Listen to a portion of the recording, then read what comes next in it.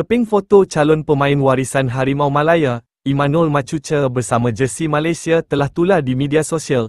Nama Machuca menjadi sebutan hangat penyokong Harimau Malaya ketika ini setelah laporan RadioGol.com dari Argentina mengatakan bahawa Machuca bakal menjadi pemain warisan baharu Malaysia. Ini selepas pemain pertahanan Facundo Garces yang beraksi bersama Deportivo Alaves dalam saingan La Liga diumumkan selaku pemain baharu menyertai Harimau Malaya pada Isnin. Kedua-dua pemain, Facundo Garces serta Emmanuel Machuca kini dalam perjalanan ke Malaysia setelah dipanggil pasukan kebangsaan Harimau Malaya, lapor RadioGol.com. Walau bagaimanapun, sekeping gambar telah tular pada awal pagi Selasa yang menyaksikan kelibat wajah Emmanuel Machuca yang berseragam baju skuad kebangsaan Malaysia lengkap. Gambar yang dimuat naik oleh wartawan dari Argentina, Maxi Ertola di laman X itu mendapat perhatian peminat bola sepak tempatan dan telah dikongsikan di beberapa platform media sosial lain. Sehingga kini, tiada pengumuman rasmi lagi dari Persatuan Bola Sepak Malaysia, FAM, tentang status Emmanuel Machuca bersama pasukan kebangsaan setakat ini tatkala persiapan masih berjalan.